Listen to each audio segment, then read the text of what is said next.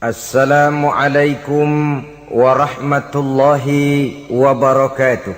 Waalaikumsalam warahmatullahi wabarakatuh. Bismillahi walhamdulillah. Wassalatu wassalamu ala sayyidina Rasulillah wa ala alihi wa sahbihi wa man tabi'ahu wa wala. Amma ba'du, subhanaka la ilma lana illa ma 'allamtana innaka antal alimul hakim. La hawla wa la quwwata illa billahil aliyyil azim.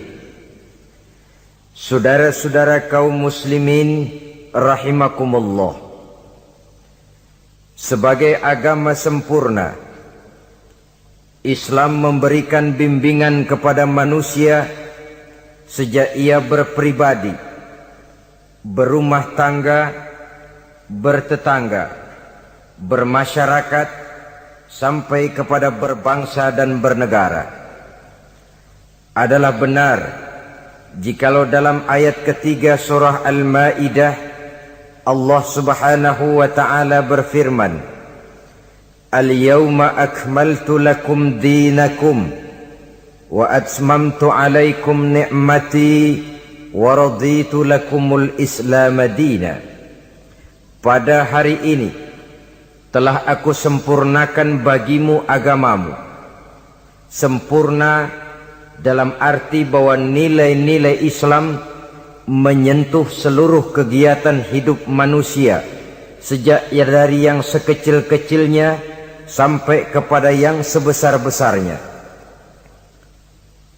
Wa atmamtu alaikum ni'mati, aku cukupkan nikmatku kepadamu. Wa raditu lakumul islam dina, dan aku ridhoi Islam sebagai agama bagimu. Pada pertemuan kali ini kita akan membicarakan cuplikan kecil dari bagaimana hak-hak hidup bertetangga menurut ajaran Islam.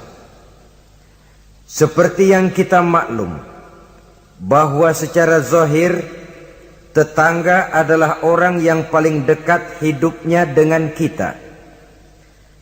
Apalagi jikalau kita adalah perantau.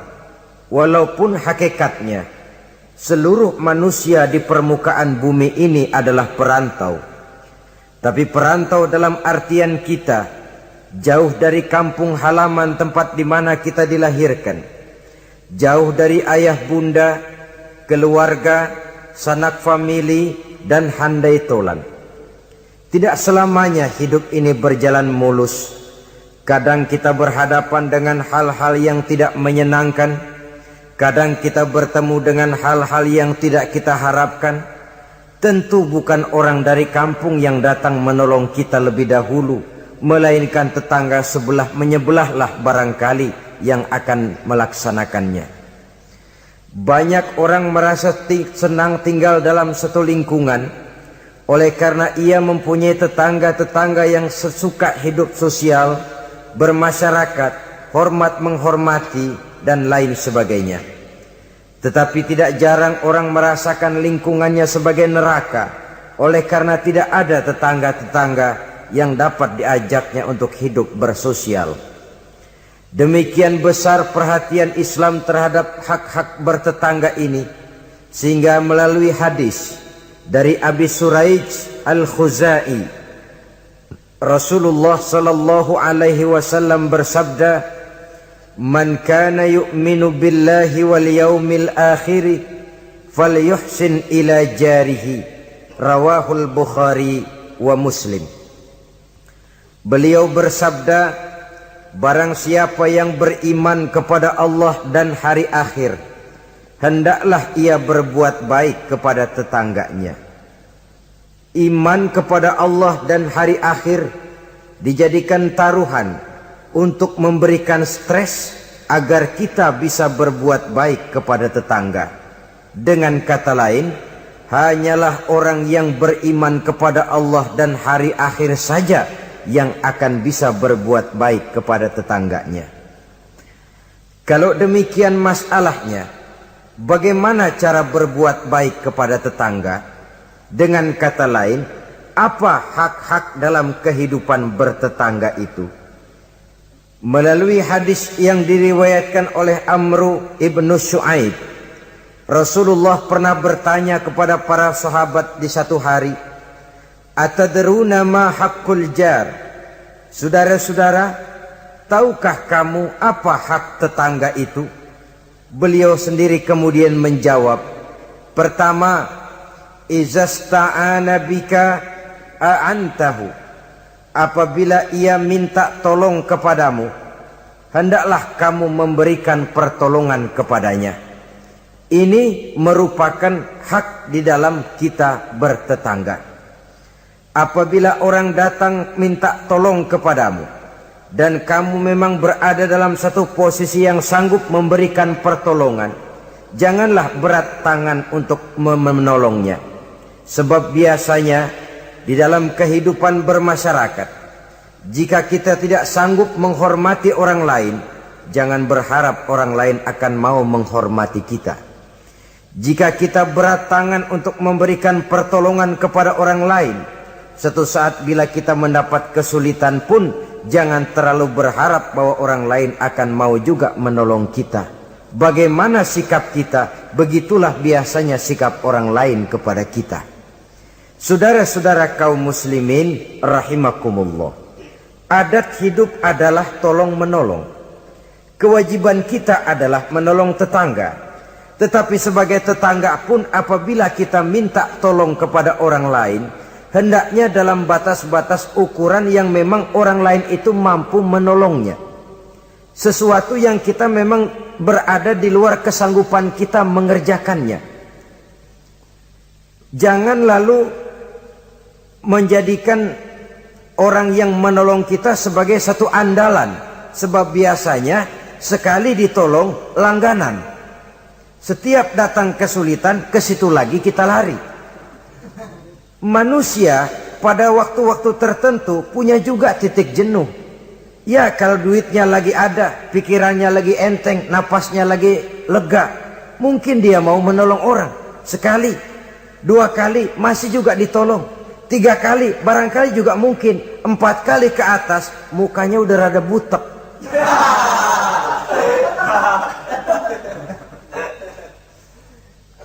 Saudara-saudara, oleh karenanya, walaupun adat hidup adalah memang tolong menolong, tolong menolong itu artinya kan take and give, saling memberi, saling menerima. Ada saatnya kita memberi, ada saatnya juga kita menerima. Tapi yang diajarkan oleh agama memang yadul ulia khairun min yadis sufla, seperti kata Nabi. Tangan di atas lebih baik daripada tangan di bawah. Artinya yang menolong posisinya lebih baik daripada orang yang meminta pertolongan. Tapi biasanya kita umumnya lebih demen minta tolong daripada nolongin. Bahkan sesuatu yang kita mampu pun, kalau masih ada yang mau nolongin, masih kita andelin tuh orang. Ya lu aja dah, lu aja. Padahal kita bisa. Akhirnya terdidik kita untuk manja, kehilangan kepercayaan kepada kemampuan diri sendiri. Saudara-saudara, jadi walaupun adat hidup adalah tolong menolong, tetapi jangan lalu mengandalkan sehingga kita tidak mau mengeluarkan kemampuan yang maksimal untuk melakukan usaha terhadap sesuatu yang memang kita masih mampu untuk mengusahakannya. Ini yang pertama. Yang kedua kata Nabi, wa izastan soroka nasortahu. Apabila ia meminta bantuan kepadamu, maka bantulah. Ada perbedaan antara ista'ana dengan istansoro. Ista'ana biasanya pertolongan dalam bentuk moral. Istansoro pertolongan, bantuan dalam bentuk material. Menolong dengan membantu. Membantu kelihatannya lebih real, lebih nyata. Menolong bisa secara moral. Keduanya diajarkan oleh agama. Orang yang datang minta tolong kepadamu, tolong dia. Orang yang datang meminta bantuan kepadamu dan kamu ada kemampuan untuk itu, bantu dia. Allah akan selalu menolong seorang hamba selama hamba itu masih mau menolong saudaranya. Allah selalu akan membantu seorang hamba selama hamba itu masih mau membantu saudaranya. Sehingga dengan demikian, orang yang kita tolong mungkin dia tidak bisa memberikan balasan kepada kita. Orang yang kita bantu barangkali juga tidak bisa memberikan balasan kepada kita. Allah yang akan memberikan balasan melalui jalan lain yang tidak pernah kita sangka-sangka barang sedikit pun. Termasuk jenis yang min haitsu la yahtasib. Termasuk jenis yang tidak kita perkirakan sebelumnya dari mana datangnya. Bahwa pertolongan kita kepada orang lain akan meluaskan jalan usaha kita. Bantuan kita kepada orang lain akan melancarkan rezeki kita sendiri. Tidak ada orang jatuh miskin karena rajin membantu orang lain. Tidak ada orang jatuh bangkrut karena murah tangan rajin sedekah.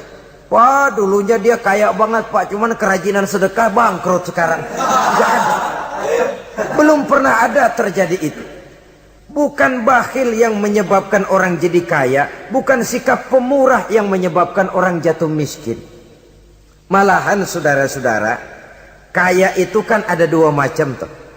Ada kaya majazi, ada kaya hakiki. Yang dinamakan kaya majazi, orang yang banyak hartanya tapi miskin hatinya. Sebenarnya hidupnya cukup, tapi dia masih selalu merasa kurang, maka dia tidak pernah cukup. Duitnya banyak, tapi perasaannya selalu miskin, maka dia miskin terus. Duitnya 1 juta, hilang 1.000, yang 1.000 dia pikirin, botak palanya.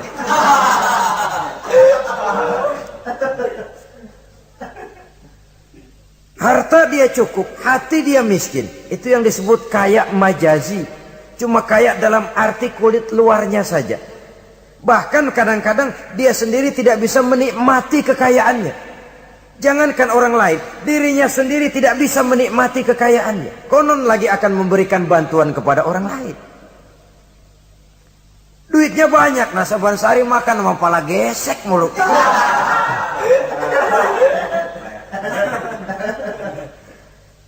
Jangankan orang lain, dia sendiri tidak bisa menikmati kekayaannya. Hawanya udah mau tekor aja udah. Saudara-saudara, lah yang dinamakan kaya hakiki, orang yang kaya hatinya. Ini sumber kekayaan. Kalau dalam suasana keadaan hidup yang sekarang ini kita sudah merasa kaya, alhamdulillah, inilah yang diberikan Allah kepada kita. Miskin saya? Enggak, di bawah saya masih banyak orang yang lebih miskin lagi. Susah saya? Tidak, di bawah saya masih banyak orang yang lebih susah dari saya. Tidak punya duit saya, oh orang lain yang lebih tidak punya duit lagi dari saya masih lebih banyak. Orang yang kaya hakiki. Dari sini kekayaan berangkat, dari sini kekayaan dimulai. Oleh karena itu biarin duit kita banyak asal hati kita kaya, nggak apa-apa. Daripada duit nggak punya, hati melarat, dah susah kemana-mana. Kesono sumpek kemari sempit. Saudara-saudara, jadi oleh karenanya bantuan kita kepada orang lain akan melancarkan rezeki kita. Pertolongan kita kepada orang lain akan memudahkan usaha kita. Yakinlah itu. Karena Allah tentu tidak buta. Allah tentu maha adil. Allah tentu maha bijaksana. Tidak ada ruginya orang yang menolong orang lain. Walaupun kadang-kadang kan air susu dibalas air tuba. Kadang-kadang ada istilah, gua nolongin anjing kejepit. Susah ditolongin, begitu senang nginjek. Kadang-kadang tahu begitu. Itu perasaan manusiawi kita sebenarnya. Perasaan manusiawi kita. Tapi sesungguhnya walaupun kebaikan kita dibalasnya dengan kejahatan, Allah kan tidak buta. Allah kan adil. Akan datang kebaikan-kebaikan dari arah lain meliputi kehidupan kita. Karena itu jangan pernah menyesal untuk berbuat baik. Jangan pernah menyesal untuk berbuat baik. Saudara-saudara kaum muslimin rahimakumullah. Jadi yang kedua, apabila dia meminta bantuan kepadamu, bantu. Andai kata belum bisa, ya dengan kata-kata. Kata-kata itu juga sudah meringankan kesulitan orang. Kadang-kadang sudah membantu enggak, ngomong enggak enak lagi. Ini namanya orang udah jatuh kita tibanin ember.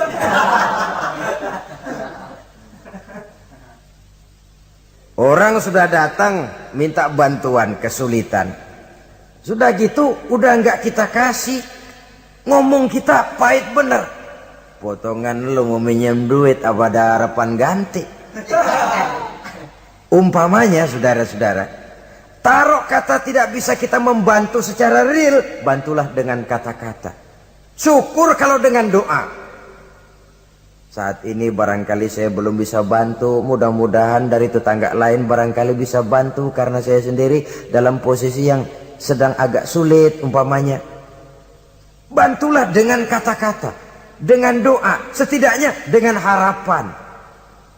Sehingga orang pulang walaupun tidak mendapatkan apa yang tidak dia ingin, apa yang dia inginkan tidak didapatkan, tapi setidaknya hatinya tidak terlalu sakit.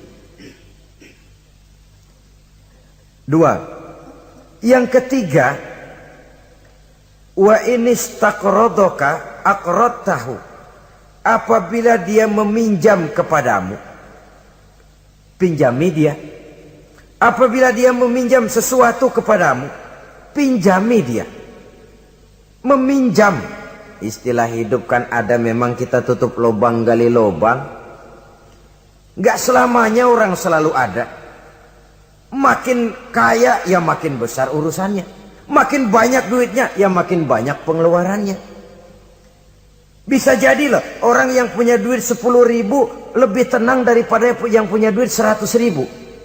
Kenapa? Dia punya duit 100.000 lah urusannya 200.000. Tapi dia punya duit 10.000 lah jajannya cuma bakso anteng. Bisa jadi orang yang punya duit 10.000 lebih tenang daripada yang 100.000 itu tadi. Kenapa? Yang 100.000 besar uangnya, besar lagi urusan. Yang 10.000 kecil memang jumlahnya, tapi kecil juga barangkali urusannya. Itu barangkali juga satu pola daripada keadilan Allah. Oleh karenanya saudara-saudara, hidup itu tutup lubang gali lubang. Enggak selamanya kita ada, enggak selamanya juga kita enggak ada. Pada saat kita enggak ada, ya kepada tetangga. Pada saat kita ada, tetangga kesulitan, boya kita datang memberikan pertolongan, meminjam. Cuma kalau kita jadi tetangga pun harus jelas, minjem ya minjem, minta ya minta. Ini jangan minta ya minta, minjem ya minta. Enggak jelas batasnya. Enggak jelas batasnya, saruh jadinya. Sebab istilah minjem ini kan utang. Utang itu adalah kewajiban kita untuk membayarnya. Jadi harus jelas. Minta, ya minta. Minjam, ya minjam. Jangan kalimat itu disamarkan. Karena udah keseringan minta mulu, pakai istilah minjem dah. Minjem dulu duit. Mau minta, malu keseringan, minjem dikata. Padahal minta juga maksudnya. Samar jadinya. Dia juga, apabila dia meminjam sesuatu kepadamu, pinjami dia.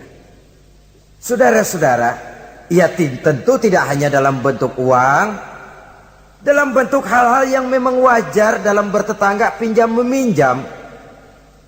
Teriskaan umpamanya tuh, lalu pisau, apa gunting, apa-apa. Tapi tentu terbatas kepada jangan yang milik-milik pribadi pinjam meminjam istri umpamanya. Itu tentu malah mal'un, terlaknat dalam agama itu tidak ada. Umpamanya ini gue lagi halangannya gue pakai dulu lah punya doang.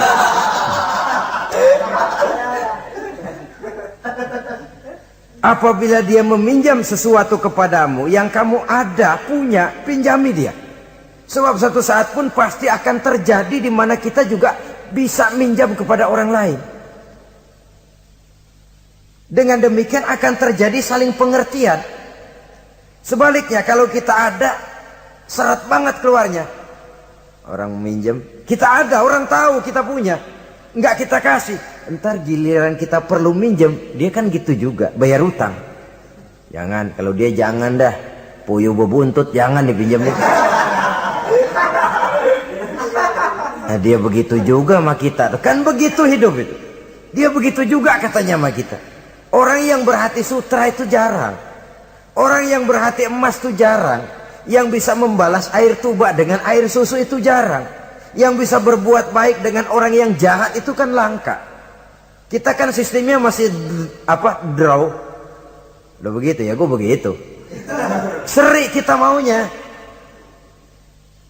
Dan memang agama mengajarkan wa jazaa'u sayyi'atin sayyi'atun misluha, tapi faman afa wa aslaha fa ajruhu 'ala Allah. Balasan terhadap suatu kejahatan, kejahatan yang seimbang. Tapi kalau kamu berbuat baik dan mau memberi maaf, itu yang lebih baik dan itu yang akan dapat pahala. Jadi kalau orang pelit sama kita, kita pelit lagi, ya seri mang. Seri, artinya nilai diri kita tidak lebih baik daripada dia itu. Tapi kalau kita bisa baik sama tetangga yang pelit, pertama nilai kita lebih baik daripada dia. Yang kedua dia bingung diri dah. Dia bingung diri. Ini orang gue pelit banget sama dia, dia gue baik banget sama gue. Dia bingung diri saudara-saudara. Kalau emang nggak bingung malu, badak.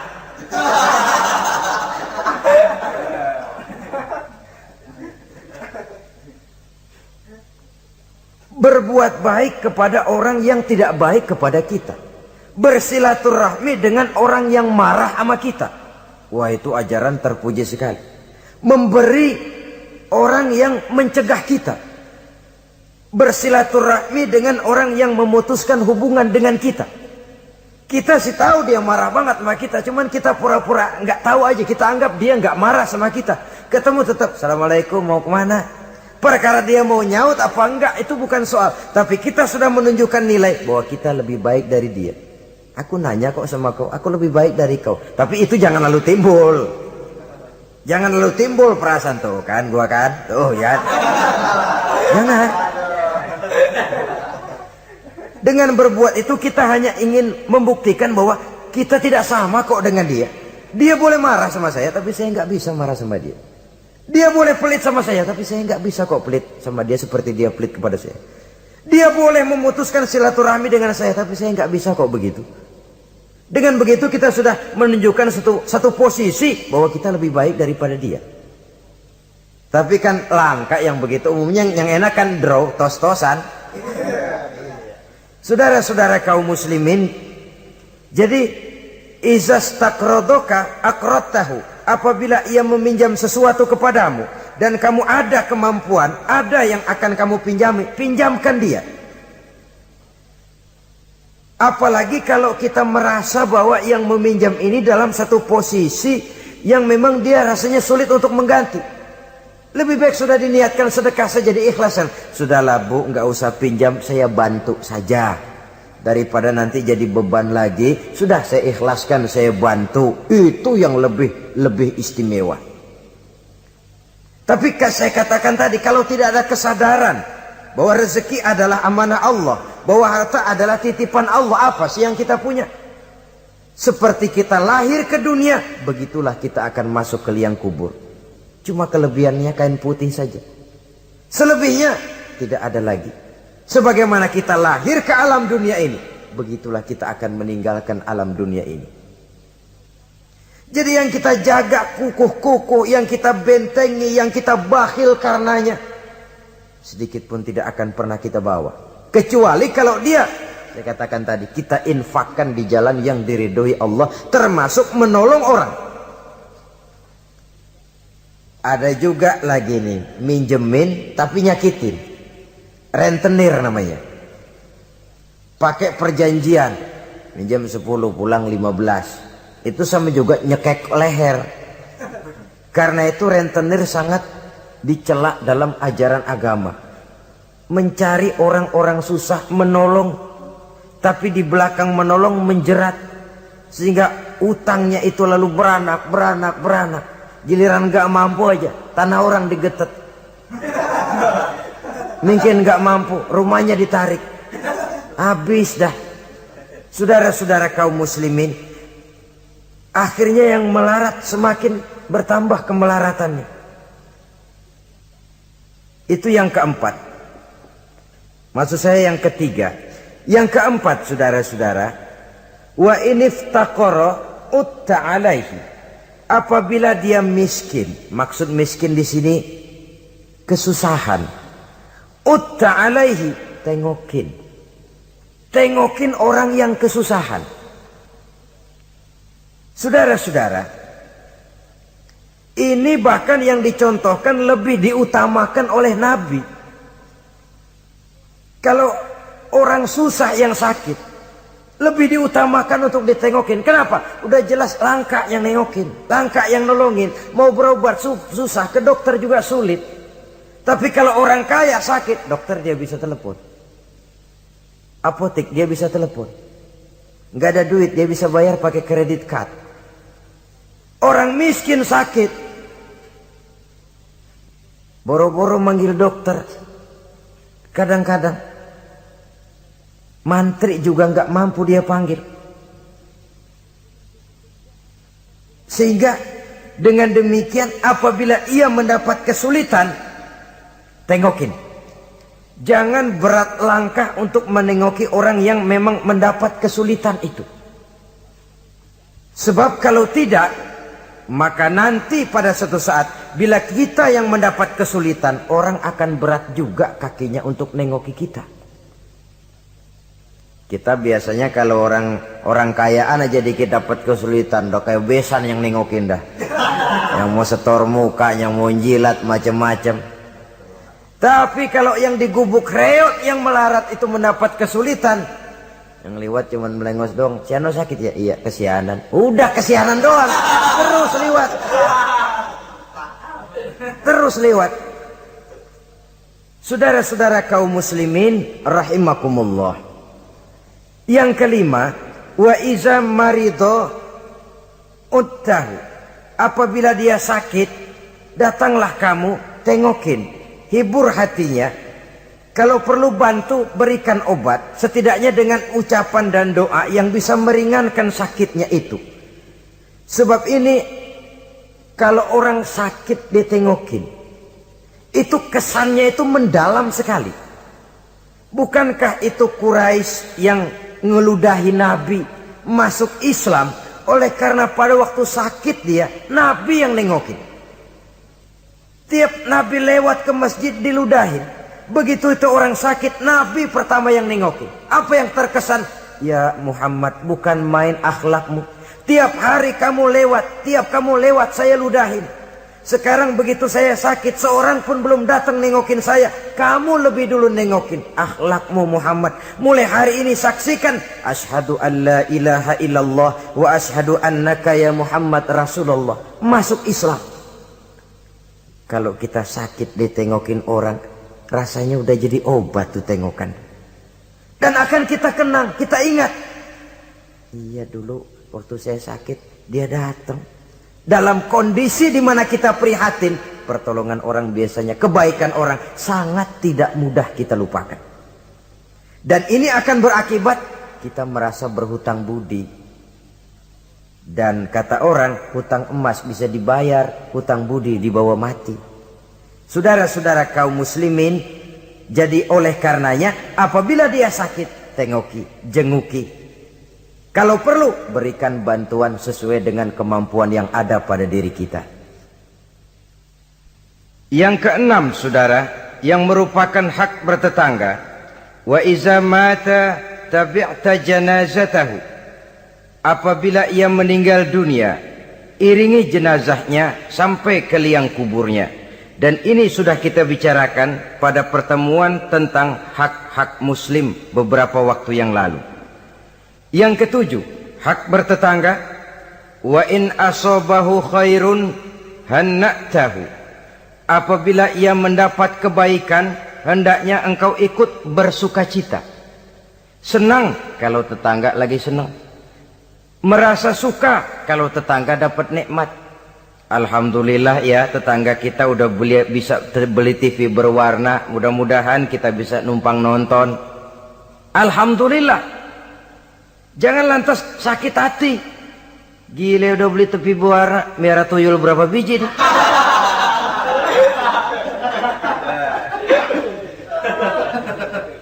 Sebab umumnya kan begitu, kalau kita ada, orang selidikin dukunnya, kalau kita kebelangsak, orang surakin. Islam mengajarkan, in asobahu khairun hanna'tahu. Kalau tetanggamu mendapat kebaikan, hendaknya engkau ikut bertahniah, ikut bersukacita, ikut gembira. Syukur, alhamdulillah dia mampu. Syukur dia bisa, syukur dia mampu. Dan itu memang berat. Kalau ini tidak ada, tidak kita miliki dalam diri, yang timbulkan hasud. Nah, hasud ini kata Nabi memakan amal seperti kayu api memakan kayu bakar. Hasud menyantap amal seseorang seperti api memakan kayu bakar. Kita sangka sembahyang kita udah cakep bener, tapi punya sifat hasud, maka nilai sholat kita itu bisa dimakan oleh sifat hasud tadi. Kita sangka puasa kita udah cakep banget, tapi hati berbulu, hasud. Kalau orang Betawi bilang berak, enggak ada demen-demennya sama orang. Ada orang dapat nikmat timbul hasudnya. Hasud itu akan menggeragoti amal seseorang, kata Nabi, seperti api memakan kayu bakar. Api kalau makan kayu bakar kan cepat sekali, kretek habis. Begitu cepatnya hasud memakan amal seseorang. Jadi kita yang sudah rajin sholat, kita yang sudah tekun puasa, kita yang sudah rajin baca Quran, tahajud di waktu malam, jangan dulu lalai, jangan dulu sombong. Siapa tahu hati ini masih bersarang penyakit hasud. Tidak senang melihat orang lain dapat nikmat. Sempit hati kita melihat orang lain bahagia. Saudara-saudara kaum muslimin rahimakumullah. Alangkah mulianya ajaran Islam. Tetanggamu dapat kebaikan, kau ikutlah bersukacita, kau ikutlah gembira, kau ikutlah bahagia. Kenapa? Kita umat Islam, jangankan bertetangga kepada sesama muslim, kepada yang non muslim saja hak bertetangga itu ada, apalagi kepada yang sesama muslim. Satu badan, apabila yang satu sakit, yang lain akan ikut merasakan sakit. Sering dicontohkan, badan kita, saudara jalan tengah malam, asik jalan, jempol kesandung akar nangka, beletak. Kontan begitu ibu jari tersandung, darah keluar, mulut bilang aduh, pala ikut pusing, mata nangis. Nggak usah pakai nunggu undangan. Nggak ada ibu jari tersandung, mulut bilang sama mata, nangis lu, mata sakit nih.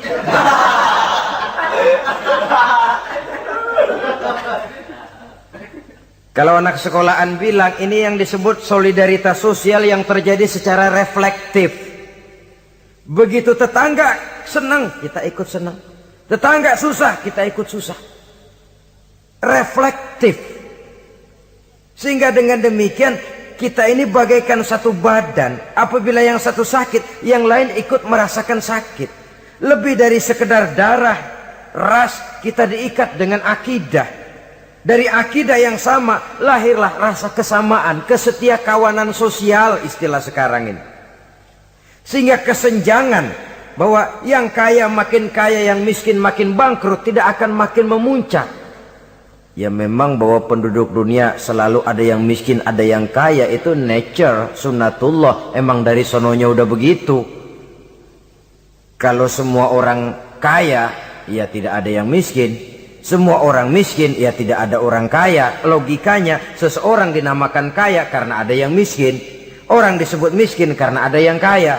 Kenapa dia bilang kita bilang dia miskin? Kita ukur dari yang kaya. Kenapa kita bilang dia orang kaya? Kita ukur dari yang miskin. Jadi mestinya Orang kaya itu terima kasih kepada orang miskin. Sebab kalau tidak ada orang miskin, orang kaya tidak ada. Saudara hadirin yang saya hormati, jadi dengan demikian etik dalam kehidupan bertetangga menurut ajaran Islam, apabila tetanggamu mendapat nikmat, kau ikut bersyukur. Kan langka yang begini nih. Yang ada yang enak banget emang kita katain. Kita katain. Atau paling tidak kata-kata yang enggak enak.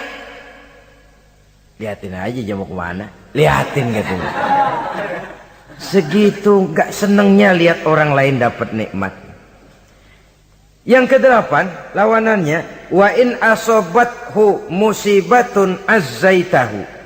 Apabila ia mendapat kesulitan, azzaitahu, kamu hendaknya ikut bertakziah, ikut berduka cita. Dia mendapat kesulitan, kita ikut berduka cita. Kesulitan yang paling ringan sekalipun. Radionya hilang, televisinya hilang, istrinya umpamanya hilang. Umpamanya.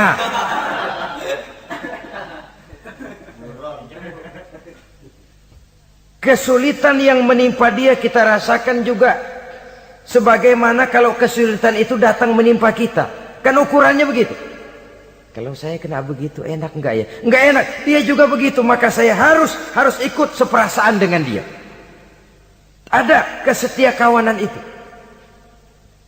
Tapi memang dalam kehidupan lebih mudah cari teman yang mau diajak ketawa daripada cari teman yang bisa diajak nangis. Sehingga kata seorang penyair, in zada mali kullun nasi khulani wa in qalla mali fala khillun yusahibuni. Kalau harta saya banyak, semua orang mau nemenin saya, tapi kalau saya jatuh miskin, kagak ada yang nongol. Kalau kita lagi basah nih, rezeki lagi lancar, yang tumben ketemu ngaku encing sama kita. Iya, lagu encing lu ini. Ketemu baru itu encing katanya. Tapi begitu kita bangkrut, melarat, bangpak, rusak, laler, gak nemplok.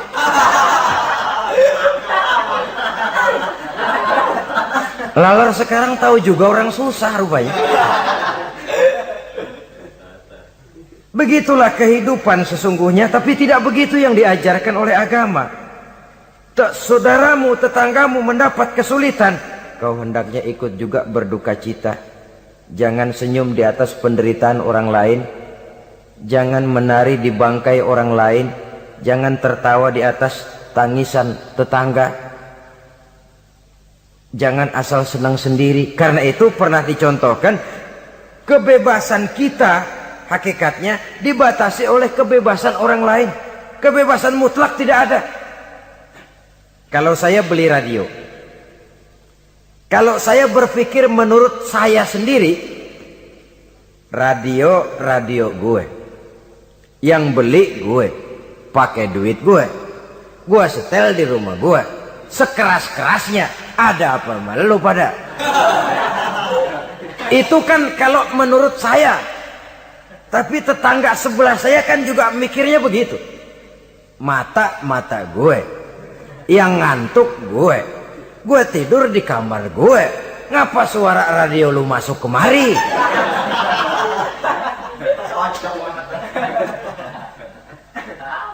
Jadi pada saat itu kalau demikian, kebebasan saya nyetel radio dibatasi oleh kebebasan tetangga saya yang mau tidur.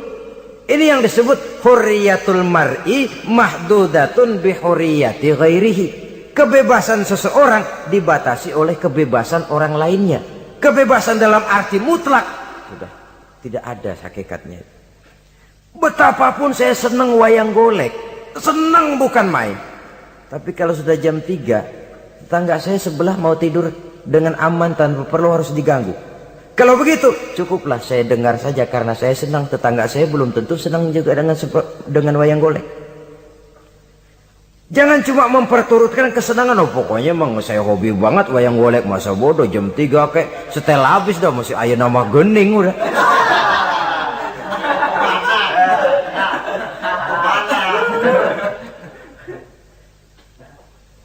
Baiklah saudara-saudara, jadi yang ke-9 sekarang. Wala tastazillu alaihil bina fatahjubu anhu rihu illa biiznihi. Jangan meninggikan, jangan melebihkan bangunan sehingga menutup jalan angin kecuali dengan izinnya. Nah, ini yang sering terjadi kadang-kadang. Lah tanah gua, emang apa gua bangun diri di atas tanah gua? Kadang-kadang pas-pasan bangun tembok di tembok orang.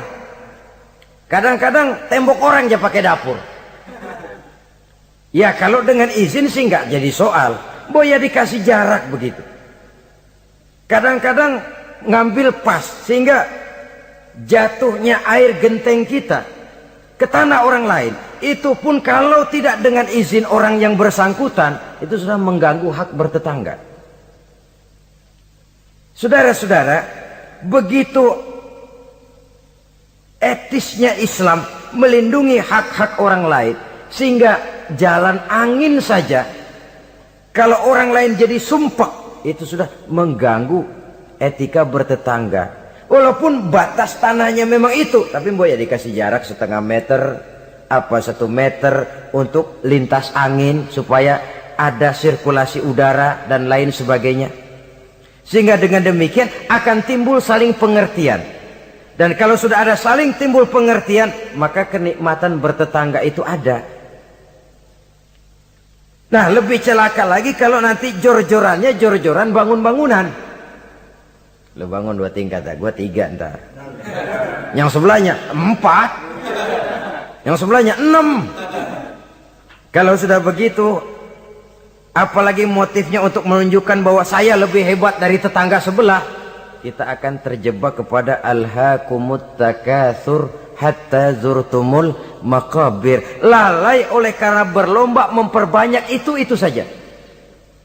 Kebanggaan materi, kebanggaan terhadap sesuatu yang kalau kita kembali menghadap Allah tidak akan pernah kita bawa. Itu yang kita agulkan. Kebun saya, mobil saya, tanah saya, pabrik saya. Tidakkah juga dia bertanya, kalau saya mati, apa yang akan saya bawa? Pabrik itu, kebun itu, peternakan itu akan ikutkah bersama saya ke liang lahat? Kebanggaan material, karena itu sering melahirkan status sosial, dikejar-kejar orang. Tapi kebanggaan moral, yaitu bekal yang cukup di saat kembali kita menghadap Allah, memang tidak kelihatan. Jadi dia tidak bisa jadi status simbol yang melahirkan kebanggaan. Yang ke-10, wala tu'zihi, jangan menyakiti tetangga, baik dengan ucapan ataupun juga dengan perbuatan. Ucapan ataupun perbuatan. Wa idza ishtaraita fakihatan fa'ahdilahu, apabila kamu membeli buah-buahan, bagi tuh tetangga, bagi tetangga. Wa illam taf'al, kalau memang tidak bisa membagi, belinya juga pas-pasan, boro-boro membagi, ngatur anak sendiri juga bingung. Duren 1, anak 6, bagaimana ini? Umpamanya. Boro-boro membagi untuk jatah anak sendiri kita bingung. Wa illam taf'al, kalau memang kamu tidak bisa bagi, fa'adkhil hasirron, jangan demonstratif.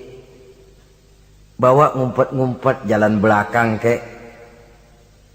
Jangan diteng-teng tuh duren di hidung tetangga. Duren oi, duren. Fa'adkhil hasirran, bawa masuk ngumpet-ngumpet. Wala yakhruju biha waladuka liyaghizu biha waladahu. Nah ini anak. Kita bawa ngumpet masuk. Tapi anak kita juga dipesan, makan di rumah aja dah, nggak enak sama tetangga. Jangan malah anak kita ajukin, disuruh lu bawa pergi makan di depan anaknya nih.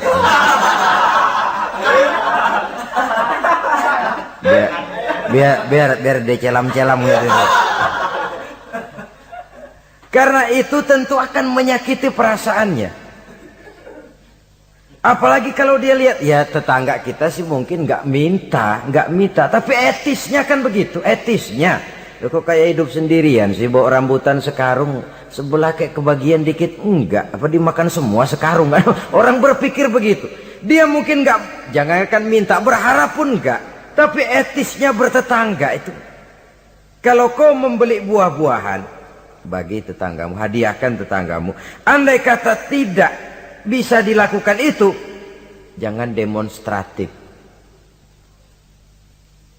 Saudara-saudara, bukankah ini pada hakikatnya menjaga perasaan? Karena bertetangga itu peka sekali. Apalagi bagi kita yang tinggal di perkampungan dengan perumahan yang rapat, atau di komplek-komplek di mana persaingan kelihatannya dalam satu level itu begitu menyolok. Kadang-kadang status suaminya, pegawainya sama, golongannya sama, tapi sebelah punya kulkas, sebelah enggak, murug. Sebelah TV-nya berwarna, sebelah hitam putih, meriang. Sebelah beli motor, sebelah enggak, bengek. Sering terjadi hal semacam itu, menimbulkan psikosomatik. Itu sering diceritakan. Dibakar oleh perasaannya sendiri. Tinggal lagi di komplek, di mana kelangsungan kehidupan kelihatan betul sehari-hari. Sering terjadi, tangganya sebelah beli motor, yang sebelah meriang. Besokannya beli kulkas, dia bikin gawat, masuk rumah sakit. Di rumah sakit dengar tetangganya beli mobil, mati.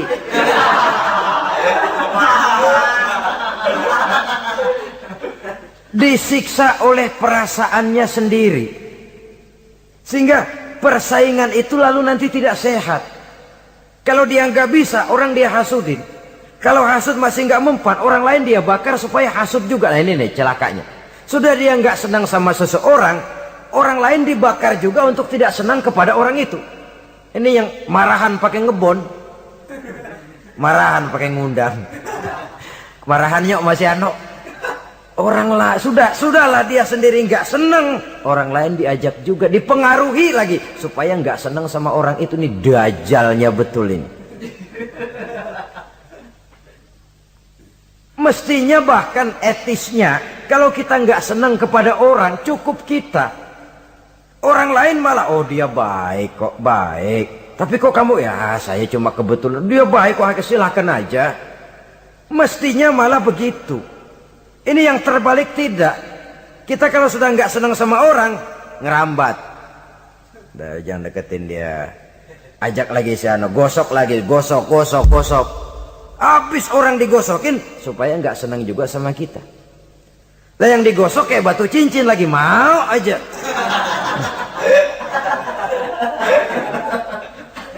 Batu cincin apa tikus budeg tuh, nggak ngerti apa-apa, nggak ngerti urusan junturungan, hayo aja. Saudara-saudara kaum muslimin, begitu perhatian Islam di dalam menjaga perasaan bertetangga, sampai dalam hal-hal yang kayak begini, jangan melukai perasaan orang. Ini kan kelihatannya sepele, soal kita beli lah, yang beli buah saya, pakai duit saya. Iya, itu perasaan kita. Orang lain tetangga juga belum tentu minta kok. Belum tentu juga kepengen. Tapi dari segi etisnya bertetangga, bahwa kita menghormati dia, ada perasaan itu.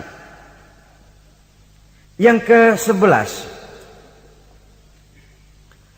wala tu'zihi bikitari kidrika, jangan juga kamu menyakiti dia, tetanggamu, dengan bau masakanmu. Bau masakan ini yang dimaksud tentu tetangga sebelah kelaparan. Kita udah nggak membantuin ngirimin makanan, baunya doang kita kirimin. Tinggal dia celam-celam, beleweran tulir.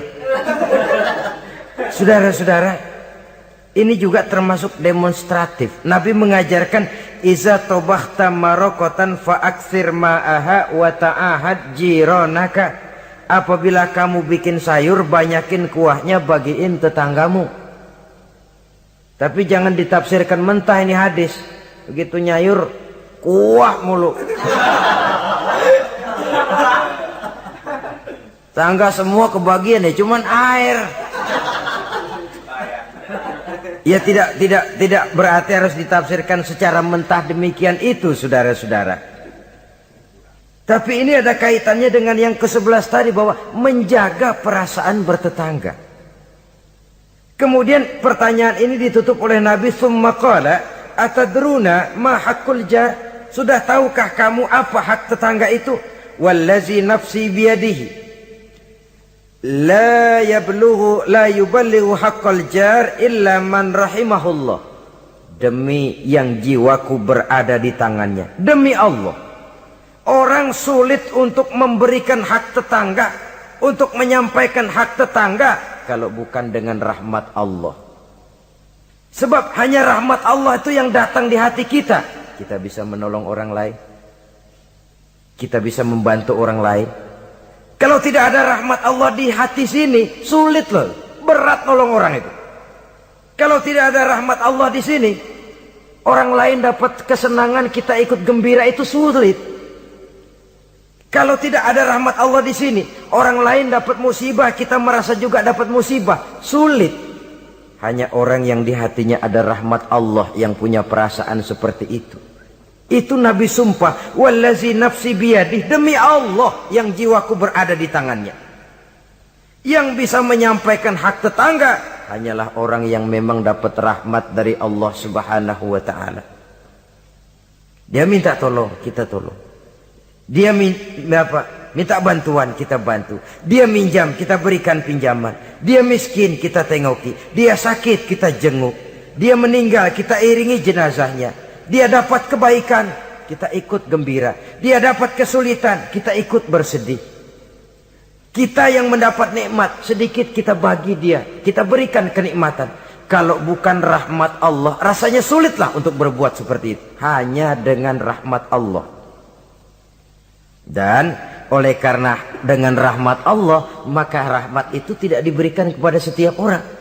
Artinya, walaupun kita setiap orang barangkali tahu tentang hak bertetangga seperti ini, tapi tidak setiap orang bisa menjalani hak-hak bertetangga seperti ini. Saudara-saudara kaum muslimin rahimahullah, akhirnya kita manusia sebagai zon politiken, makhluk sosial yang memerlukan keberadaan orang lain, kita menyadari tidak seorang pun di antara kita yang sanggup memenuhi keperluan hidup kita secara sendirian. Kita perlu orang lain, sebagaimana orang lain juga memerlukan kita. Oleh karena itu, mengukur orang lain dengan diri sendiri merupakan satu cara untuk menegakkan hak-hak bertetangga. Kalau saya digituin enak nggak? Nggak enak. Orang lain juga begitu. Kalau saya diginiin enak nggak? Enak. Orang lain juga begitu. Apa yang tidak enak terjadi pada diri kita, tentunya akan tidak enak juga jika terjadi pada diri orang lain.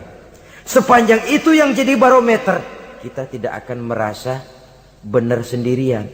Sebab orang benar itu bagus, tapi merasa benar itu yang jelek. Orang pintar itu baik, tapi merasa pintar itu yang jelek. Sebab tatkala kita merasa bahwa kita benar, sebenarnya bahwa kita paling benar, sebenarnya iblis sudah masuk ke dalam hati kita. Ditumbuhkannya sikap ujub, menganggap remeh orang lain, menganggap enteng orang lain, merasa dihinggapi oleh penyakit superioritas kompleks, kata orang. Merasa dialah yang paling segala-galanya. Dan ini sudah penyakit hati yang juga sangat berbahaya. Karena ujub pun termasuk bisa menghancurkan amalan kita dalam kehidupan ini. Oleh karenanya, maka di dalam hak-hak bertetangga ini, apabila hak ini kita tidak berikan, tentu ada sanksinya. Ya, sanksi sosial dalam kehidupan di dunia ini, kita akan terkucil. Tinggal di tengah masyarakat, tapi dikucilkan. Keberadaan kita dianggap sama dengan tidak ada. Kan gak enak orang begitu. Ada, tapi dianggap gak ada.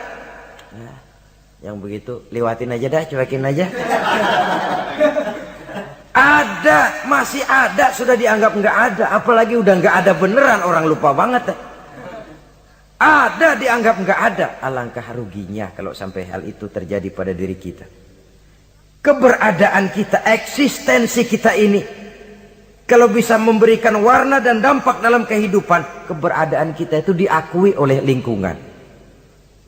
Sehingga dengan demikian kita punya nilai, walaupun itu yang bukan kita cari, tapi nilai itu akan memberikan poin di dalam kehidupan kita di tengah-tengah masyarakat. Jangan lupa, masyarakat punya hukum yang tidak tertulis, tapi kekuatannya lebih kuat dari hukum tertulis. Kejam, sehingga orang bilang sekali arang tercoreng di dahi, selamanya akan selalu dikenang. Karena itu, pandai-pandailah kita hidup bermasyarakat, pandai-pandailah kita hidup bertetangga, karena memang Allah Subhanahu wa ta'ala menjelaskan, ya ayuhan nas, inna khalaqnakum min zakari wa unsa, wa ja'alnakum syu'uba wa qabaila lita'arafu, inna akramakum indallahi atqakum. Wahai manusia, sesungguhnya telah kami jadikan kamu dari laki-laki dan perempuan. Kami jadikan kamu bersuku-suku dan berbangsa-bangsa, tidak untuk berpecah belah, tidak untuk saling silang, tidak untuk bersengketa, tidak untuk memusuhi dan menumpahkan darah, saling menghina, meremehkan dan mengentengkan orang lain. Tujuan kamu diciptakan dari laki-laki dan perempuan, bersuku-suku dan berbangsa-bangsa, tidak lain lita'arafu, agar kamu saling mengenal satu sama lain. Saling mengenal, bukan saling tidak mengenal. Jangan sampai terjadi tidak mau saling mengenal. Quran memberikan peringatan, tujuan penciptaan laki-laki perempuan, bersuku-suku dan berbangsa-bangsa, tidak lain adalah agar kita satu dengan yang lain saling mengenal. Inna akramakum indallahi atqakum. Yang paling mulia bukan yang rumahnya paling bagus, yang paling mulia bukan yang kendaraannya paling hebat, yang paling mulia bukan yang hartanya paling banyak. Inna akramakum indallahi atqakum. Yang paling mulia di antara kamu dalam pandangan Allah adalah orang yang paling bertakwa kepadanya. Ke arah itu kita berjalan, dan ke arah itu kita membina kehidupan bertetangga, menjadi tetangga yang bertakwa kepada Allah Subhanahu wa ta'ala. Semoga Allah memberikan rahmatnya kepada kita bersama, sehingga di hati ini ada kesadaran untuk memperhatikan tentang hak-hak bertetangga ini. Terima kasih atas perhatian saudara. Mohon maaf atas segala kekurangan. Usikum wa nafsi bitaqwallah. Wassalamualaikum warahmatullahi wabarakatuh.